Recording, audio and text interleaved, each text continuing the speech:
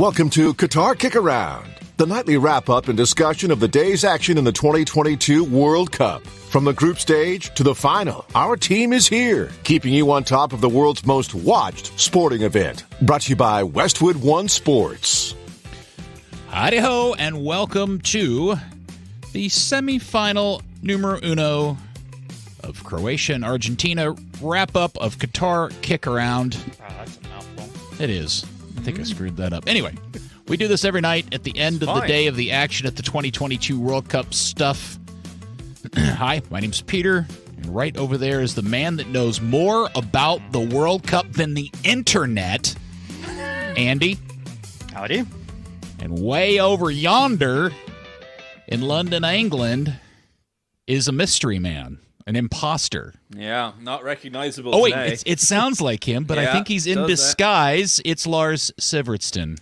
Howdy, Lars. Disguised as a man who's not wearing a hoodie. Are you First are time you in many days. dressed today imitating me In what sense? instead of just are you mocking my giant forehead? Right, yeah. No, I'm just maybe you could call it a tribute to Croatia because, like, yeah, much like the Croatia, there's a lot going on my head, but just not a lot up front. In the front Ouch. What's going What on are you there, saying, My head- Lars? my head- Oh. yeah, Lars has a whole football comedy.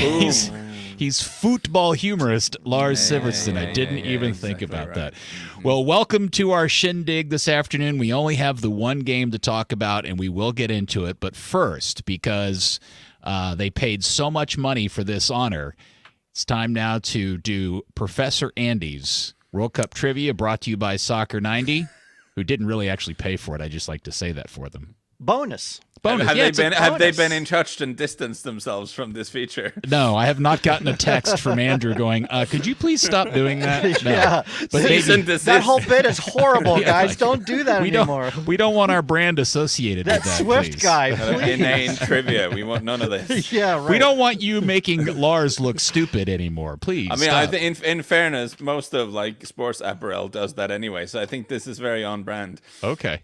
All right. here we Professor go. Andy. Easy one today. Super easy. France tomorrow, as we know, will be trying to get to their fourth final. They won last year. They lost in 2006, and they won their first one in 98 when they hosted the tournament. That was their first World Cup championship ever. Who was the captain of that team? That's all I want to know. Wait, hold up.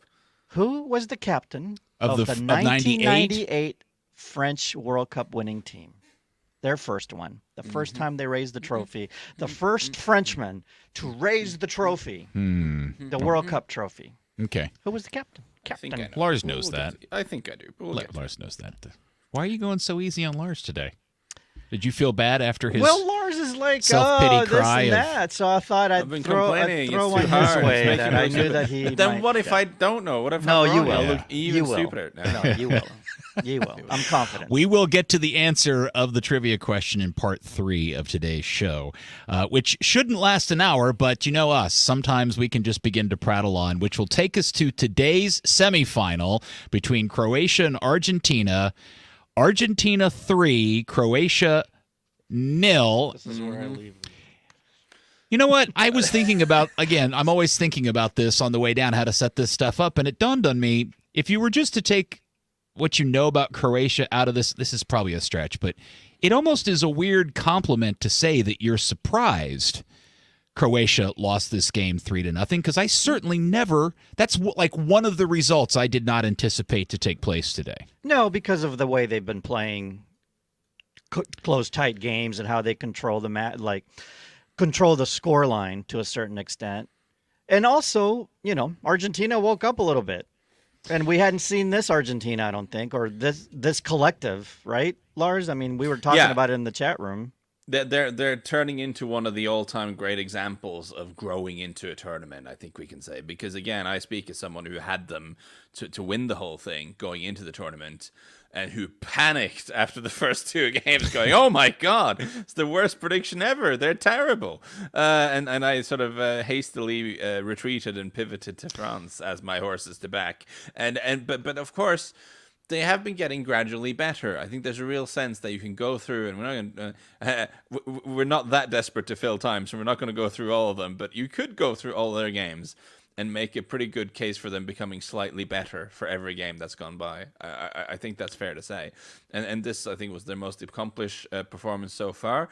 The thing I'd note, though, is that up until the penalty goal, the first goal that kind of changes the game, the Croatia game plan was kind of working in the sense that Croatia had nearly 60% possession before that, and no one created many chances either way, and it was just kind of the sort of let's just hang on to the ball and not let the opponent do much thing was kind of ticking along the way it usually does. But then in games like this, little details matter, and there was one little thing that changed it, and we'll get to that. It's interesting because if you go back and look at the Fox Sports coverage here in the United States, their highlight package starts with that shot in the 25th minute by the Argentines, and that's where they actually start their highlight package.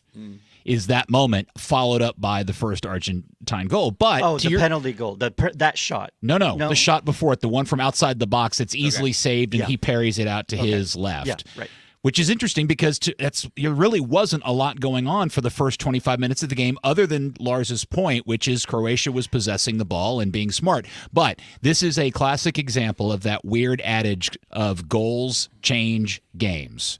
And that penalty kick, no matter how it happened, completely changed the entire tenor of the match. Before we talk about the penalty kick, I do want to go back to this. That Croatia was controlling the match, maintained possession. That was their way of also managing their tired legs. But I don't think Argentina was unhappy with that scenario because they were comfortable on defense. They were actually defending really well. Mm-hmm. And they're no probably, lanes, And they're probably also a team who would prefer for this game not to be an all-out press fest for 90 minutes, right? I mean, again, they don't mind that slow tempo because they would probably feel, if you'd have stopped the game at 20 minutes and asked them, how do we all feel about how this is going? I'm guessing they would say, well, we're not creating much, but you know what? We have Leo Messi, so we're going to find something at some point anyway.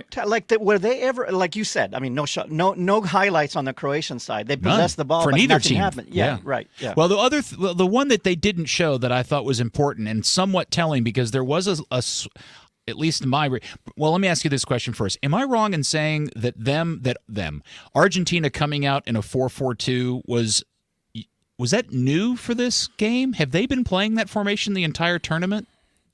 They play they've played a slightly wonky formation, where it's been a matter of definition, really. What you want to call it. Well, the reason why I ask is because prior to the breakaway for the penalty kick, there was that moment earlier where Argentina went very direct off of, I think it was a free kick or a corner kick, and we all commented on how amazing it was that Modric had just sprinted 90 yards and was the defending player to clear the ball out in his own box. Yeah. And I wonder if that was maybe an early indicator of things to come for Argentina and their willingness just to start playing forward. Yeah, they have been okay also on counters. Like if you go back to the Saudi Arabia game, that first half, they had a couple of counter goals that were called back by the thinnest of margins. Yeah. So their counter game is good, and I think they know that.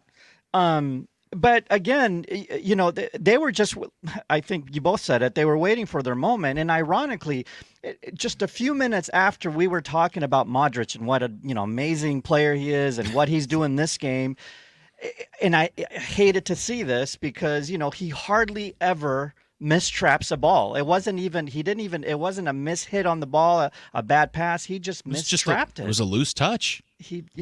And that was a dispossession that led to the breakaway that led to the PK. Yes, but I would say, listen, turnovers happen, right? But for me, it's more a case of, if you look at that goal, the thing that shouldn't have happened there is Alvarez getting stuck between two center backs? Yeah, for me, it's Lovren dropping off. because you have a classic case of one center half keeping the high line and one deciding to go with the runner, and that's always bad. Like, you need either both of your defenders to drop off and just decide we're not going to do the high line here, or both of them needs to stay. And in this case, Lovren just kind of panicked and started dropping, and that gave Alvarez space to run into without being offside. And really, I think in the same way that Niklas Süle fell asleep in the group stage for Germany against Japan for that long ball over the top. It's really the same kind of scenario, and it's that little detail that makes that run work for Alvarez and means he's all the way through and gets fouled. And honestly, it's minute stuff like that ends up deciding games like this. Yeah, Croatia's been so good defensively the entire tournament. So I do want to take a minute, because I was surprised, Lars, that you brought up in the chat group at halftime that at least over there had been an ongoing discussion as to whether or not that was actually a legit penalty shout. And, you know, I thought it was a fine call. I didn't dispute it, but then some people started bringing up some suggestions as to why maybe it wasn't, and I actually gave me a pause to reconsider. Maybe it wasn't as clear as I thought it was. It was a funny one, because Lee Dixon and Ali McCoist in the commentary booth next to Sam Matterface, the commentator, were pretty, it was a penalty, fine. And then they go to halftime where Gary Neville, Ian Wright, and Roy Keane were all quite clear that they thought it wasn't a penalty. Is that because of the forward momentum of the two players and they just collided? Is that the shout for it not to be? Their argument is, what is the goalkeeper supposed to do? You know, he comes out for the ball and he doesn't get the ball gets chipped past him, and his crime is sort of being in the way, was their argument. To which my counter argument would be, well, yeah, but that's a foul. Like, so this is the, I guess, I don't know, the bottom line maybe, but if that is a hard shot like that it's just a shot that goes through the end line. And that happens, they don't call it. But because the ball is bouncing and he still has a chance to get around. Yeah, he's trying to get around. To get it, they're going to call it. I thought the keeper's right leg being kind of turned outwards, which is the obstacle that keeps him from getting past him, was... I didn't read that as him trying to block a shot with his leg. I thought that was more of, hey, if this ball gets past me, I need to throw this out here to keep him from running. But that's my point, is if it's a hard shot, they don't call it. Yeah, I was just surprised anybody wanted to take even time, especially professionals. English pundits and complaining about the referee, it's like they can't, it's like they don't have to talk about the actual football.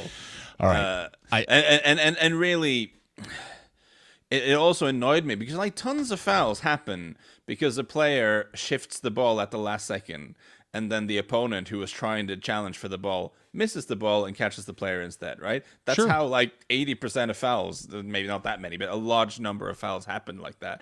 And this is kind of what happened here. The goalkeeper came out, hoped he was going to get the ball. Instead, Alvarez sort of lifted it over him and got clattered as he tried to go around to collect it on the other side. It's completely I don't understand why airtime was spent on it. It was a foul. Interesting. We're going to have a conversation about Messi here in a few minutes, but maybe my favorite moment of the game, Messi moment of the game, and there were many of them, was his decision to absolutely leather that PK and just almost rip off the net. He hit that. He hit that ball about as hard as I've seen anybody hit a PK. No head games. Is he going to dive, hit it in the middle? Well, think about his penalty kick in the previous game where he just calmly slotted it on the ground and he barely hit it 10 miles an hour. Yeah, didn't he have two? No, he didn't. Did he hit one in the PK round too? Yeah, he did. That was the gentle one. Yeah. And then there was a normal one in the game. So he can do whatever. Yeah, he just went up there. He knew what he was going to do, right? He crushed. Didn't matter what the keeper was. The funny thing about Messi, though, is that as much as he is just an alien and one of the all-time greats, if not the all-time great, when it comes to penalties, he's exactly average.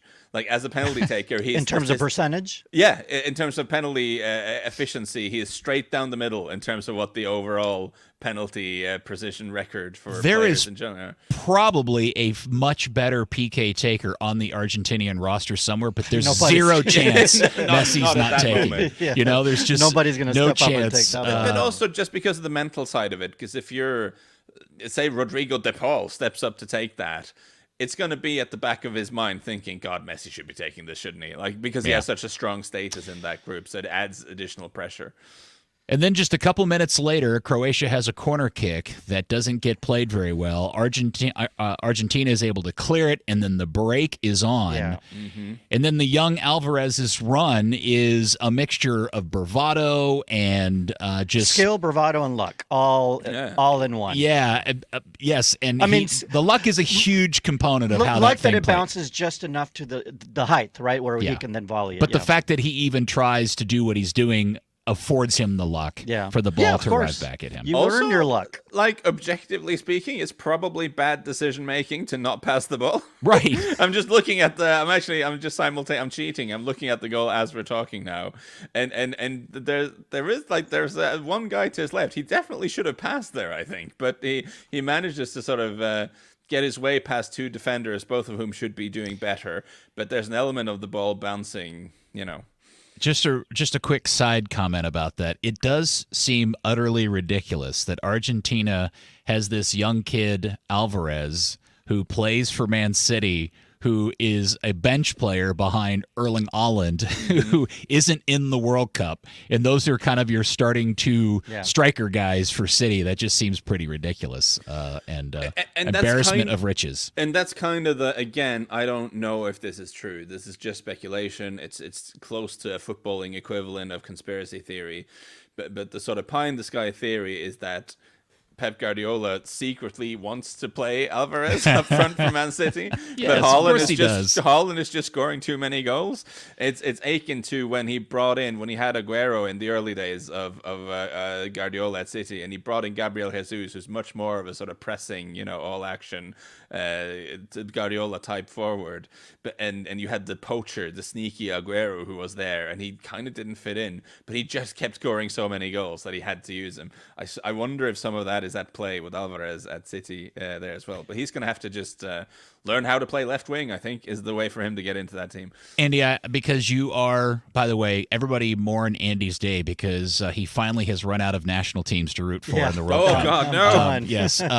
Since you are the one that has Croatian heritage attached to you, do you feel like today's result is a byproduct of Argentina just turning up their game, or how much of it is Croatia just kind of running out of the fuel that's been powering them? I think both. Yeah?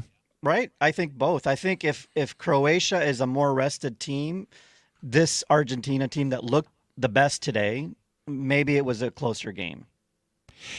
When the PK got scored and it was 1-0, I don't know, Lars, do you agree that Croatia just looked a little gutted at that point? Yeah. Did you ever get the sense, or you as a Croatia fan, did you ever think that Croatia had a chance to come back and regain a position? I did. Did you? I did. I thought that we had a chance when it was 0-0, and even going down 1-0. The 2-0 was the dagger. Although Argentina gave up a 2-0 lead. If you just thrown some tall people up front and started chucking the ball in the box, maybe you would have done better. Wout Weghorst to take a temporary change of passport and just, You've got some tall Croatians on that team, don't you? A few. One or two. Yeah. Bring Igor Tudor out of retirement. Yeah. The other messy moment of the game clearly is the third goal, because we just spent I think a good few minutes yesterday promoting Gvardiol, the young 20-year-old center back who may be one of the best center backs in the tournament. He's certainly up for young player of the tournament, and Messi absolutely just pantses him, to use a Lars term, for the run and the assist. I mean, that's a highlight. That's just the highlight level. Yeah. Messi said, let's just get this over with, right? Yeah, no, incredible stuff. And, it is still remarkable that at the age of 35, he's still finding the little bursts of energy and the bursts of speed to sort of go away from the player there. Because he picks his moments, though. He's smart about picking his moments. Exactly right. Because like some of the passes he's played in this tournament, we sort of know he has that incredible vision, and we know that about him. But we're kind of the sort of crazy dribble raids. We're kind of expecting, 35, he's not going to do that too often. But, this is the difference, him and Ronaldo. Like, Messi has those moments in him, and he knows that he can't do it like every 3 minutes like he used to. He'll pick his moment and do it. Ronaldo just can't find that moment. Yeah, I don't even know if They're he's all capable gone. of doing Right. it. I mean, he can't even find it. I don't know if you guys noticed, but we were all lauding that amazing pass for that goal in the last Argentina game. Like we've all talked about what a wizard vision pass that was. He almost pulled off another one of those today early in the game, but it was in the other direction. Did you notice that? Yeah, but that was cut off. Come on. That was cut off. Dude, it was. Who was it? Lovren stuck his Yeah, his man, foot it out or was somebody. so close. And that's why, like, in my head, I may have said this before this tournament, but again, I'm going to repeat myself. That's why, in my mind, like, there's never really been a Messi v Ronaldo debate, seriously, amongst people who like watch and understand football. Because you have one guy who you can take away every single goal he's ever scored from his record, and he would still be one of the best playmakers of all time. And then he happens to be one of the best goal scorers of all time in addition. Like, it's crazy. Lars, I keep trying to tell Peter this, but he keeps defending Ronaldo. Stop it. It's just that's a made-up story. Okay, hold on. Hold on. Let's do this. Let's take our first break. Yes. Croatia is out after losing today 3-0 to Argentina. The storybook ending is still on, and we will now spend our required amount of attention and time talking about Messi, and we'll do that next.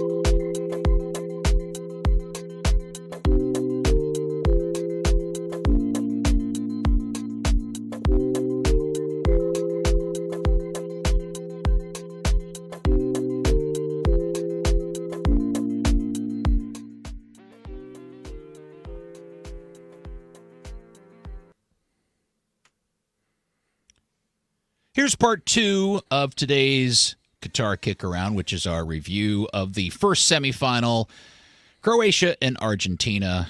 Yes, Argentina and Messi are through to the final. Now, I do want to spend in this segment some minutes lauding and applauding and reflecting on Modric's tournament. But before we do that, I do think we have to do what all football shows spend way too much time talking about, and it's very cliche, but it's in our contract, is to spend time talking about Messi, because today Messi.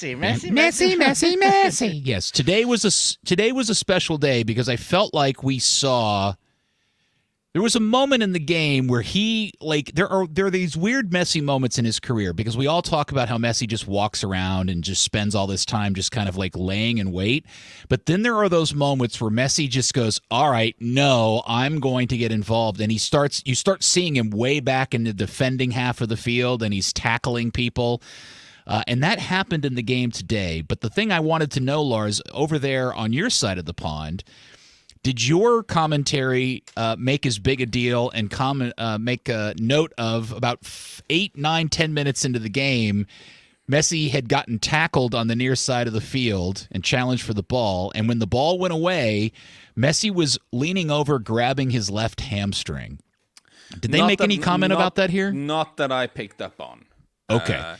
Well, here, our guys were in the booth next to the Argentine commentators, and they were commenting about it, and they were also noting the fact that the Argentine guys were all freaking out, noting that he was leaning over. And then everybody's like, oh, well, we don't know if anything's wrong because he's just standing there like he always does. Right. I don't think he's 100%. Now, he could be 90%. Which 90% Messi is pretty good still, right? Yeah. But he had issues heading into the World Cup, and he was held out of training. Yeah, that's true. He started training with the team 2 days before their first game, the loss against Saudi Arabia. So, but still, the thing about Messi, I'm sorry, Lars, but the thing about that I noticed with Messi today, unlike prior games in this World Cup, and especially early on, is I didn't see frustrated Messi frustrated with teammates, Messi. That's a good point. Yeah. Today he looked like he was feeling it with his compadres. Yeah. He looked like, okay, now the guys have caught up. Yes. And Lars, I wonder if you agree with me. I said to my wife, today is a great day for somebody who never has really watched Messi. They're getting a classic display of, prime, mature Messi performance, because that's what I thought we got today. Yeah, I would agree with that. And I think, first of all, with the injury stuff, if the coaching team were really concerned, if the physio team of Argentina were really confirmed, would they not have taken him off? Yeah, that's a great point. Because you're 3-0 up with 20 minutes left to go, and he plays the full 90. Now, he spends a lot of that 90 hanging around, but that's how he plays these days. He has to conserve the energy. And I think that's when we talk about his teammates. It's a really sort of interesting plot line about how Argentina have grown into this tournament is that, Enzo Fernandez, Alexis McAllister, Julian Alvarez, none of these guys started the first game of the tournament. Mm-hmm. And I think this is a team that has grown into the tournament in the sense of, becoming better, but also finding what the team is. I don't think it was Lionel Scaloni's plan a couple of months ago that Alexis McAllister, Enzo Fernandez, and Julian Alvarez would be starting if they got to a semi-final. He's had to change. Obviously, Giovanni Lo Celso was meant to be there, but also someone like Papu Gomez, you would expect to be involved. Di Maria, of course, has been injured. So they've had to make some changes, but the changes are all towards having younger players with more legs in there. McAllister's 23, Enzo Fernandez is 21, Alvarez is 22. So you're packing the team, and these guys are playing instead of guys like Di Maria and instead of guys like Papu Gomez, or Lautaro Martinez, who's not old, but you're definitely packing the team with more legs to compensate for the fact that you have Messi, who's an alien, who's a genius, he's an incredible player, but who is going to stand around a lot of the time because he needs to conserve his energy. Yeah, no, and maybe he needed a little bit of time, like you said, to find the right combination. The depth is also showing. They're not they nowhere near as tired as Croatia were after 6 matches, right? It's a great point. And both the starting fullbacks are suspended. You've got backup choices at both fullback in a semi-final in the World Cup, and they have incredible depth. Didn't seem to be a big problem. Right, exactly. And they're all kind of like the team. I think there was also with this team a little bit of stress. I mean, they're all about getting Messi that trophy, and themselves in the country. I mean, it's not all just about Messi, but a little bit of stress involved with that too. Like a lot of pressure. Sure. Like, oh my God, we're not going to get this guy his trophy. And it's kind of like they're all now okay. They're feeling it too. And the collective, I'm telling you, Messi had a great game today. No doubt. He did. But the collective today might have won that game without Messi. And this has got a little bit to do with game state as well. But did you notice how the celebrations were more measured than against Australia, for instance?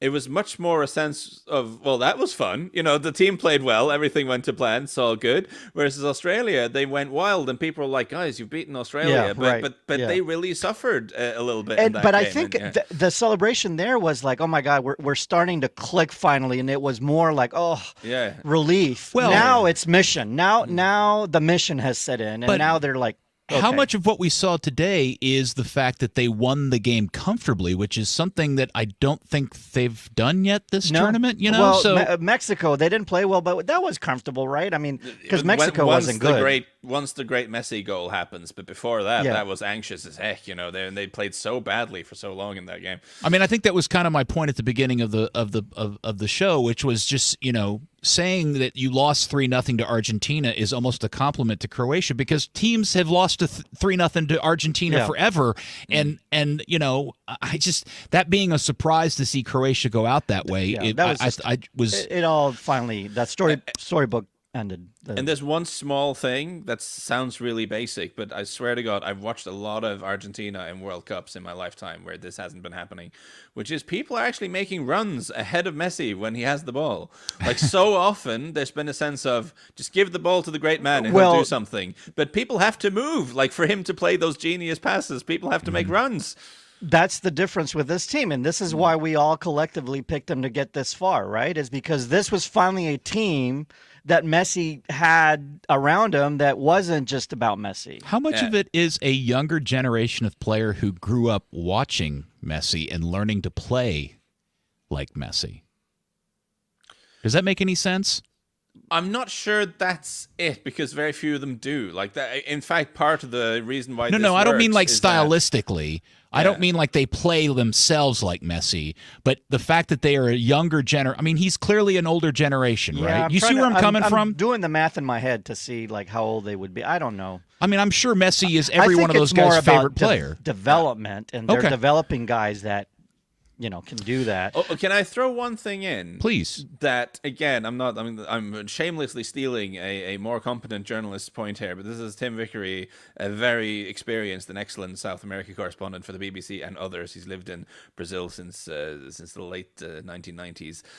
Who makes the point about Messi that he is a different character in the camp now than he was way back when. In the last few years, Messi has started talking. Like, Messi has become a leader, someone who, speaks in interviews, but someone who is quite vocal on the field, who occasionally shouts at other players and who shouts and who talks to people in training. Whereas previously, he was this genius who was racking up goals for Barcelona way over on the other side of the Atlantic, and everyone saw the highlight reels and it was great. And then he would come to camp with the other Argentine players and not really talk to anyone, and be quite isolated because he's a little bit introvert and he's a little bit shy, and he'd have maybe one or two friends, often Sergio Aguero apparently, that he kind of liked, but then he wouldn't talk a lot in general. Whereas in the last few years, something's gotten into him, and he has apparently really embraced the sort of elder leadership role. I mean, he got himself banned a few years ago for talking smack about the referee after a game, which was unheard of before that. Yeah, but his leadership in the room and his lack of being vocal actually was a very big storyline in Argentina. Yeah. And when Maradona, who was the coach in 2010, coached them for a little bit, kind of publicly said those things, even after he stopped being the coach, the nation just picked up on it. And some people are like, he's such a genius. He's almost like a little bit on the spectrum. You know how geniuses can be on the spectrum a little bit. He might have that, but he's older and he's wiser now, and so that's coming through. But I think that's part of the benefit of this team too, that you have a Messi that can lead. And there's a tiny thing with that where I think matters a lot, which is if you're Alexis McAllister and you play for Brighton and you join up with the Argentina squad and you've grown up sort of worshipping Messi, clearly there's a side of you that's a little bit like, geez, I'm going to play football with this guy. Like, what's he going to make of me in training? Yep. And if he says nothing, that's bad. Whereas if he says a couple of words to you, good pass, terrible pass, like if there's some kind of feedback, then you have something to work off of. Whereas if he just blanks you, it might be because he's an introvert, but you don't really know that, and you just think maybe this guy who doesn't want to play football with Alexis McAllister, right? Yeah, Brighton. Exactly. So having the guy with his being this icon, actually speaking to people and being engaged, I think has such a huge value to the squad in general.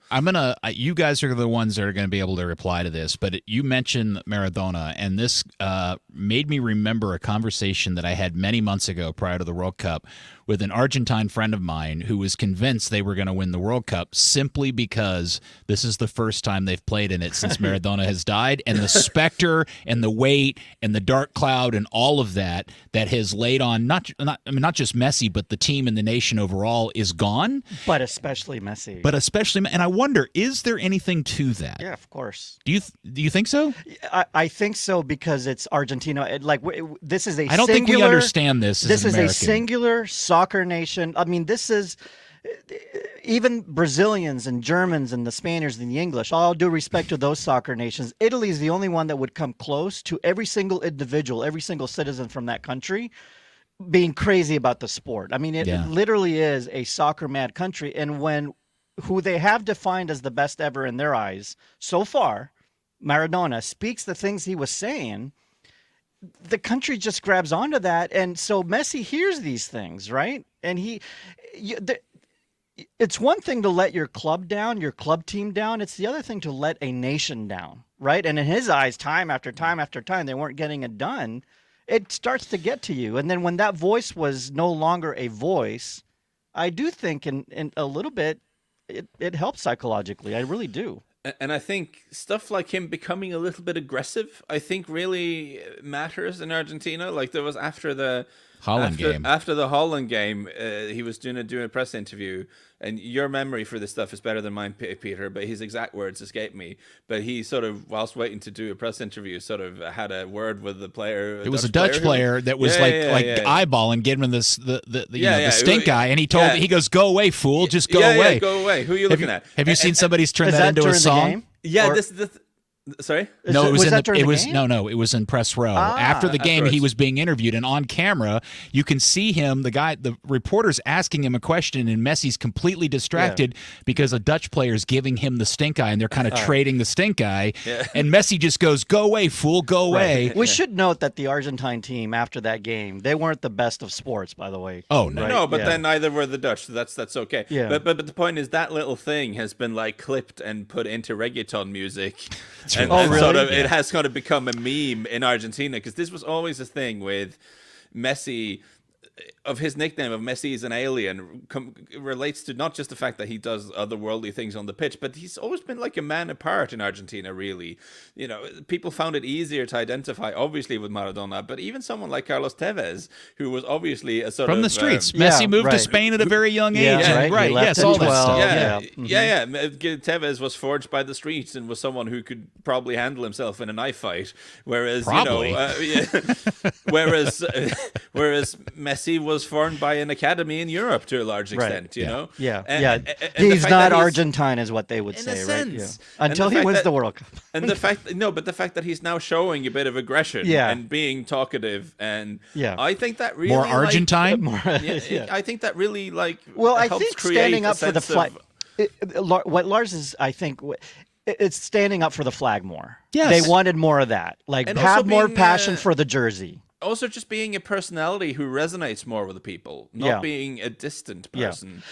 Not because he's disinterested or whatever, just because he's a bit shy and introvert. No, I don't mean this as an insult. He's just being more Argentine. Yeah, he's being more passionate. More passionate. In those moments, wearing the national team shirt, and I love it too. And it's interesting. Look, they're in the final. The thing that we've talked about since literally, T-minus 10 days out was the storybook ending of Messi finally winning the World Cup, and here we are. They're in the final now, and you do get the sense that this, like, you would wonder if the pressure is greater more now than ever, but I'm not sure that now that they're in the game and that moment is here that that changes or something now for the rest of now it's one game. Go win one game. Now it's...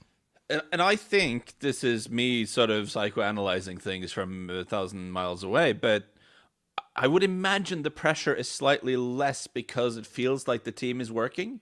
Like if this was another game where they kind of didn't create much and they needed Messi to bail them out, I think they'd be going into the final with a different mindset. Whereas this was more like the football is flowing, the moves are working, people are running around. You'd feel more confident, no? That's the body language that I saw in him. And it's little things sometimes, the rolling of the eyes when a teammate's not there or bad pass goes bad. That was absent today. I think he was feeling, his teammates feeling it, and it's like...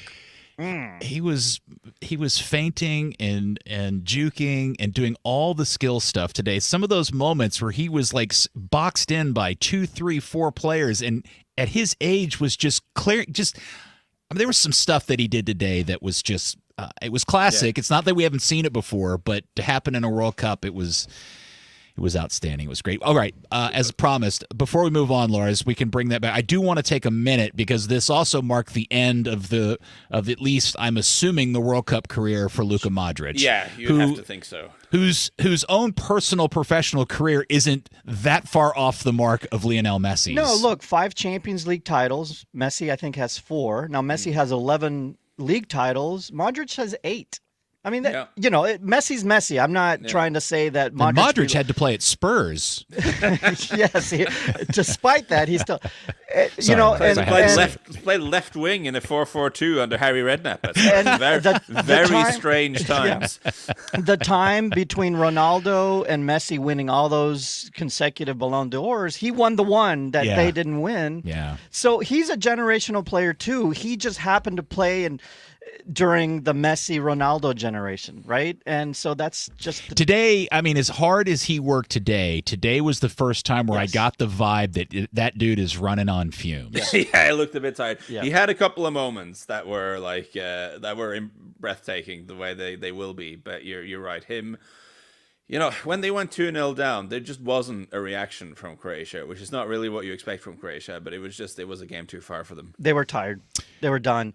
By the way, interesting stat: the last 11 Champions League champions have all had a Croatian in the lineup.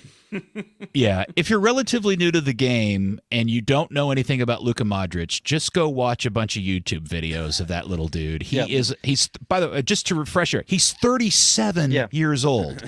And he himself is an alien, and nobody hits a pass with the outside of their right foot like Luka Modric does. So it was really fun watching him in this particular tournament. And by the way, well. he took his national team to 2 semis. That's also, among those, Yes. Yeah, ridiculous. So, yep. By the way, as of today, Messi is now the oldest player ever to score 5 goals in one World Cup tournament. Wow. And now he's tied He's 36? How old is he, Messi? how old is Messi, Lars? 36, I think. 36. Yeah. He's now tied for the Golden Boot, by the way, with Kylian Mbappe, who's also on 5, which takes us to a good opportunity to segue and take a break 35. because he is 35? 35. Yep. All right. Yep. We will take our second break, and when we come back, we will do the trivia answer, and we will do our predictions and a small preview of tomorrow's semifinal next.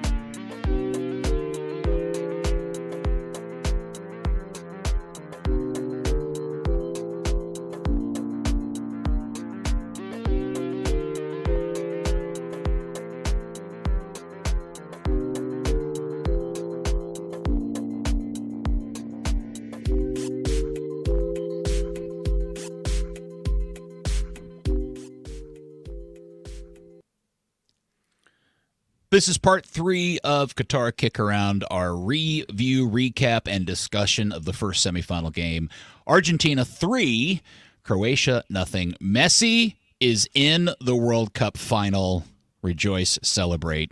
I'm assuming most people are okay with that idea. I think so. I'd hope so, right? Like, Croatian Andy, maybe. We need a little time to. I think Andy will be get fine. over it. It's not like saying Ronaldo's finally in a World Cup final. That would be horrible. But we didn't have to worry about that, did we? Previous, I know we have a lot of time today, so just in the previous segment, I made reference to Modric having to play in Harry Redknapp's Tottenham. Now, there was one game where they famously beat Man City to qualify for the Champions League. It was a big deal. But I just want to read off some of the lineup here, because they played in a 4-4-2 with Peter Crouch and Jermaine Defoe, so 2 out-and-out strikers up front.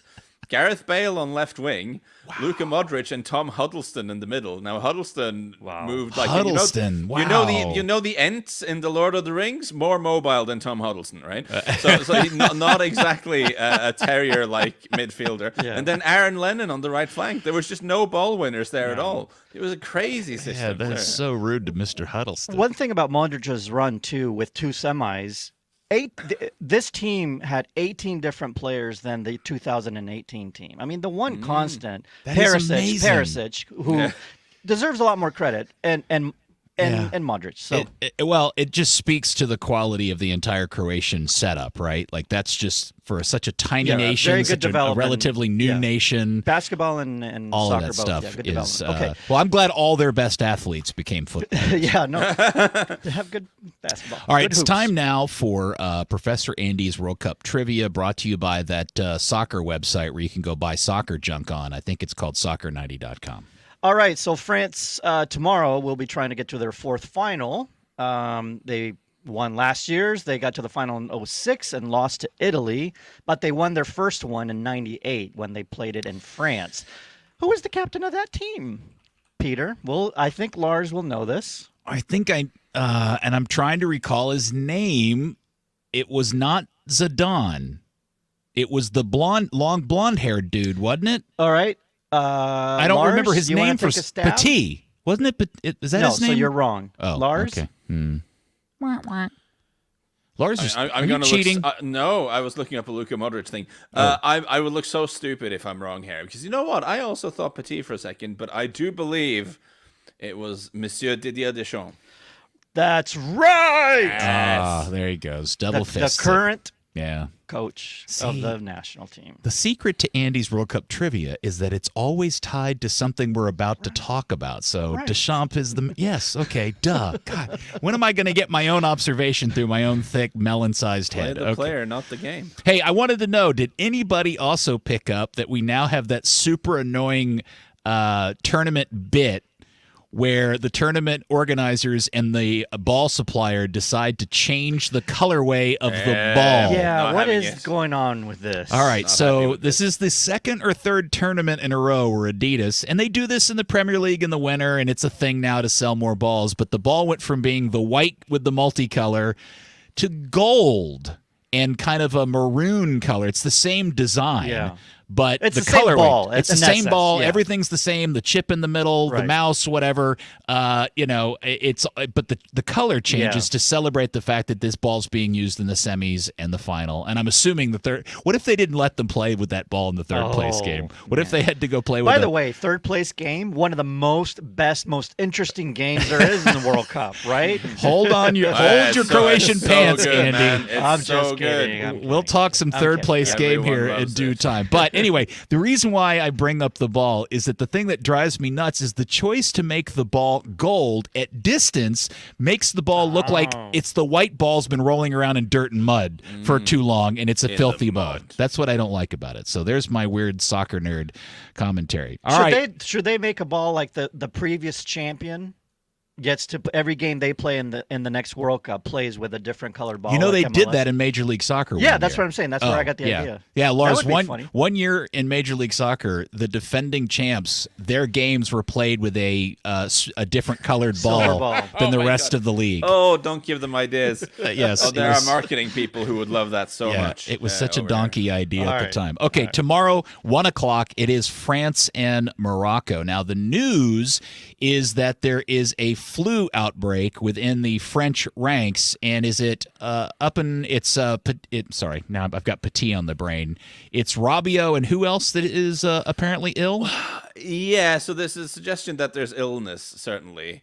And I don't, as far as we know, there's not really one of the, they all have it, it's all really bad. But it's been reported that Upamecano and Dayot Upamecano in defense and Adrien Rabiot, they had to sit out training anyway, and they are uncertain for the game tomorrow.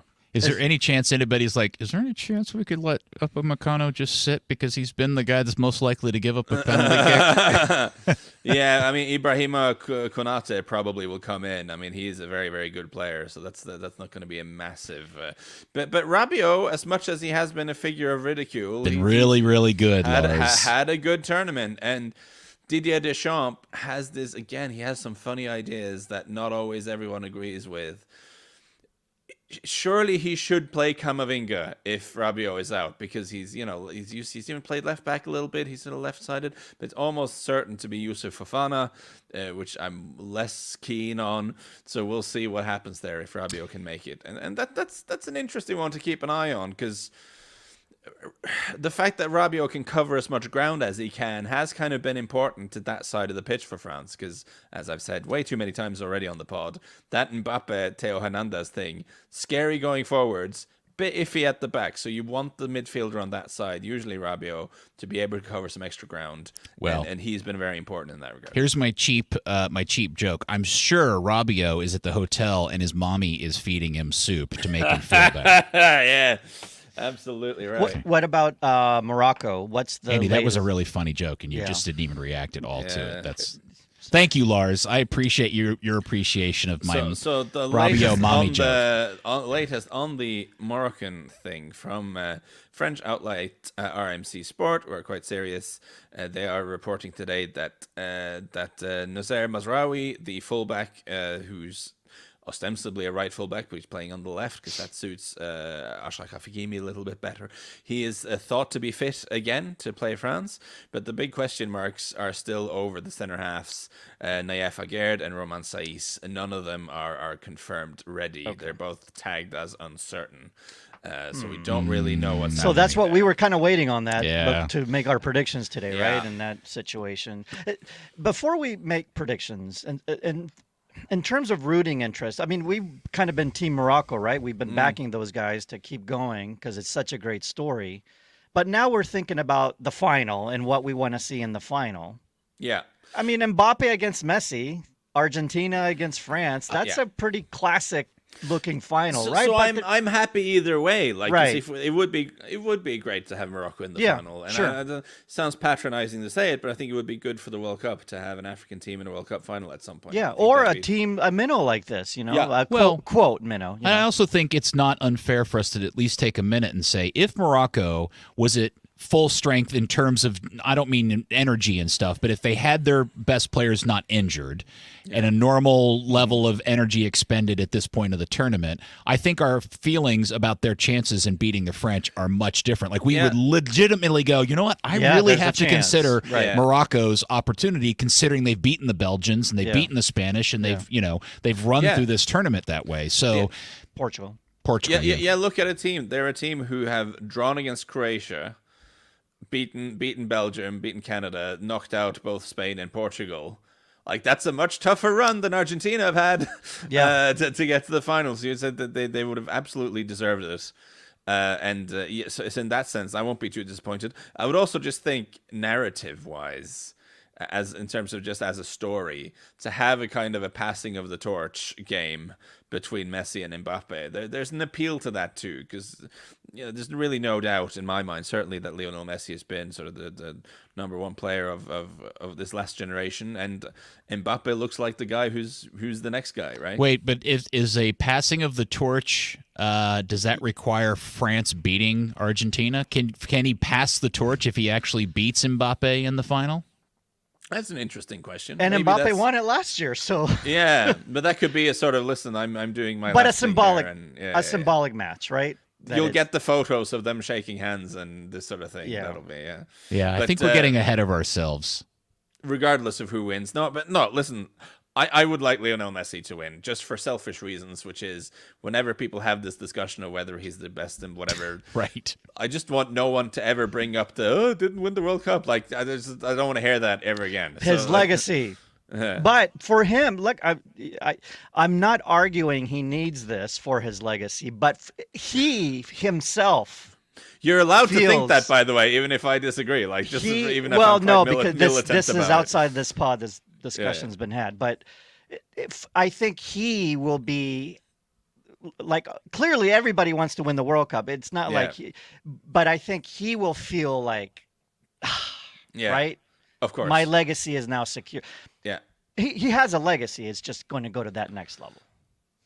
Right, Peter? Yes. I don't know where you stand with this, because you made me go argue it, but where do you stand?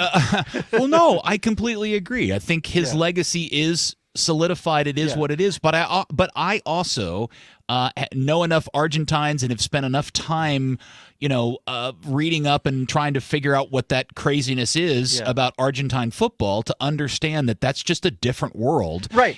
And when we talk about this, it has everything to do with the fact that he's Argentinian and it's Maradona and all that. That's why it's still a thing. He's not Dan Marino in the Miami Dolphins. If this it's a different deal. If it wasn't that dynamic, we wouldn't be having this conversation. Yes. That's the only reason we have this conversation. Yeah, it's a fascinating story on so many different levels, and he's such a unique character. And I am fascinated by the idea that if somehow they work that deal out and he ends up playing for Miami in Major League Soccer in the very near future, I'm just dying to see how that translates here in the United States. Not that I think. All right, we're going to be previewing that game. We need to talk about Morocco. Right. Yeah, Morocco. Yes. Yes. Sorry. I think, just as lastly on the MLS thing, I think that's a great idea if they fill the rest of the team with 10 guys who can run. But if they fill it with loads of old famous guys who David Beckham has, whose numbers David Beckham has, right. Not a good idea. Yes. No, yeah. And I do think it would be interesting if Messi shows up and plays in MLS and just really struggles because he doesn't understand the travel and the temperatures and the heat and all the other things that we know make MLS difficult for guys like that. Anyway, coming that's to the kick-around. Yeah, we'll do that on a different show. Yeah. Sorry. Morocco, just real quick. We were talking about the fact that if they were fully healthy, this would be a different sense about this game. But I also want to make sure that we communicate to the people listening to the podcast that Morocco's run to the semifinal is different in very important ways than like South Korea's run back then or any other kind of like weird offshoot Cinderella story. They're a legitimately good team. They were ranked 22nd heading into the World Cup. It wasn't like they're also, they're a legit team that we didn't think would get out of the group, but that Lars, I think, was very high on. Right? I mean, he was. Yeah. And now they've proven him right. I mean, this is a legit run.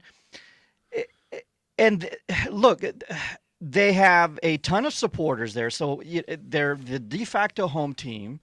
And emotionally for them, having beaten Spain and Portugal, and now with the possibility of beating France, again, we don't relate too much to this. But for them as a nation to do this in their game, it's huge. It's such a big deal, especially now France. If they can get past France, their former colonizers, this is a big deal for the country of Morocco. I mean, we're saying something silly that is obvious, but I think it's worth saying. And so the players get up for that. I guess this is what I'm saying is there's an element of like the fans. Yeah, they gave away like a ton of tickets today. Like that whole grit we talk about and passion and grit. They're going to show this. Yeah, it is absolutely going to be a spunk and fire and national team spirit game versus a team of top quality and class. Yeah. And what I should say is that I'm focusing a lot on the center halves that might be missing because I think they're really good. Yeah. But actually, the guys who've come in for them have done really well. So it's Yeah, people forget how many minutes did they spend defending that lead against Portugal without 3 of their 4 starting defenders, and they did very, very well. Now, a lot of that was Portugal's fault, but at the end of the day, Morocco got the business done. So that game is at 1:00 tomorrow. It is time now for predictions. Who would like to go first? Anybody volunteering to go first? Well, I already said mine yesterday, and I haven't changed. Okay, so what was yours yesterday? Mine was 1-0 France and added extra time. I believe I said it. So anyway, there it is. So, well, would you like me to go before you, Lars? No. Since it's been established, I can say this without being impolite. Since it's been established that I like Morocco, I like them early on. I think what I said before the tournament was if they were in an easier group, I think they could go out and do something. But I didn't think they'd make it out of the group. Yada yada yada. No disrespect to them. I admire what they've done. But I'm going to be the Grinch and say that I think it's a game too far. And the reason I think so is I think France just have too much in their attacking armory, whether it's the sort of speed of Mbappe, which he probably won't have the space to use, but then you have Giroud in the box. Like, you can pump crosses into Giroud all day. Like, that's not going to end well for the team that's defending. So I think France will get a goal, and once you get a goal, Morocco's going to have to attack, and that's not going to be good for them, especially if they're missing some people at the back. So I'm going to say 3-0 France, actually. Okay. Well, Darn. Now I wish I had gone first because I was thinking it's going to be a game like that as well. Well, say it. It's too. okay. I do. I mean, I don't want it to be that way, but I do think it sets up very clearly that, to Lars's point, they get one goal, they got to push, and by the and it may be similar to today, really. Right, it could be 1-0 until the 80th minute or 70th minute, and then suddenly 2, 3, 4 goals go in because that's just the game. It'd be rare that we have two semis that are high scoring. Semis are typically low scoring, not always, but typically, and we already had one. But both, especially this 3-0 that you guys are talking about, it's born from a close game. You're both saying the same thing, that it's a close game and then it gets away. And I would also just add is that I think the thing that would really trouble the French is if you go at them, especially if Rabiot's not around as well. Like they lack a little bit of defensive oomph. And I don't think like the way Morocco played against Portugal and Spain was perfect against those opponents. But if you sit back and allow them to have quite a lot of possession, I just worry that France will find a way through. And I think the way to rattle the French is actually attacking them. And I'm not sure Morocco has that in them. So all right. We'll see. Well, that's me being Mr. Dr. Doom here. And would I'm be bummed delighted to log on tomorrow looking like a fool. And look, we talk about it, depth and all that, blah, blah, blah. It played a part in this semifinal today, and it'll, I think, play a part tomorrow. We've just enjoyed the Moroccan run for so long. It feels weird to be so clearly just against set them, in our ways that this is not going to go well for them tomorrow. But if you wanted to look at a bright side, assuming tomorrow goes as we're predicting, we're going to get an Argentina-France final. A classic. You get one historic moment or the other. You either get a defending champion for the first time since 58-62, or Messi lifts the trophy. Either one of those endings is a pretty good ending to this World Cup. Or Mbappe. Absolutely. Mbappe winning his second? Yeah, I'm saying France repeats. That would be historic. That's story one, and story two is Messi lifting the trophy. Yeah, or the African team in the final. Got it. Yeah. Okay. Yeah. I was saying if France and Argentina are in the final. Right. Yes. Yeah, okay. Anyway. I was confused. Yeah, no worries. I'm a confusing person. I totally understand. I also kind of want to see Sofiane Boufal dancing with his mom again. I mean, I think that makes sense. that was pretty great, wasn't it? That's one of the best moments of the tournament is that video of him and his mom down on the field dancing like that. That was pretty cool. Atmosphere is going to be awesome tomorrow for that game. Yeah, it was pretty good today with all the Argentinians. I said this earlier. Did I read somewhere that the government of Morocco is provided 15,000 tickets for the game tomorrow? Like, where do they even get 15,000? I'm confused. Where do you get 15,000 semifinal tickets? You have connections. Well, also like the reports from people who are there at the tournament, like the locals aren't filling the seats, so you might as well find as many fans as you can. So I think that's terrific. But the stadiums have looked full, like the semis, the quarters. They all. Well, maybe they're starting to give away tickets. When you see white, those are tunics. It depends on the very seats. aware, Andy. I'm referencing to reports by people who are reporting from the stadium. That there's empty seats in the quarters and the semis. And the other thing. Well, we can get into it in a separate pod, but the other thing that's being reported is that you're also seeing a lot of cases of basically just random people being let in to fill seats. I can see that. Yeah, okay. Because we have, and also we had a few where people have. Anyway. Yeah. I think this is a much better way of doing it. I do think in some of the stadiums, the prime nice seats in the middle of the field are white by design. Yes, if you see close-ups of them, you'll go, oh, that section of seats is white. I was assuming those were white tunics. Well, I think most times it is. Okay. But when people aren't sitting in there, it looks... Yeah, okay. I thought Lars was confused, but no. Can I actually throw this out here? Of course. I actually think there's a case to be made because the World Cup, obviously... it should be for the fans of the countries that get this far. So when they're planning this, and it generates enough cash for you to do this... Should maybe just 10,000 tickets be held back for the final anyway? 10, 15, 20,000 tickets be held back for the final, and then whoever gets there, you just tell their FA invite 15,000 people, and then we pay for the travel and everything, because that is something FIFA can afford to do with the income from this. That's tournament. way too reasonable, Mister. That would be amazing. That's just too humanistic and reasonable, and. Listen, I don't know where you feel like you can come off like that, sir. I hate to be cynical here, but I mean, many more people watch these games on the TV than watch it in the stadium. Like, people in the stadium are kind of extras, right? So let's get excitable extras who want to be there. Yeah. All right. Well, look at us. We filled an entire hour talking about one game. It's amazing. Okay.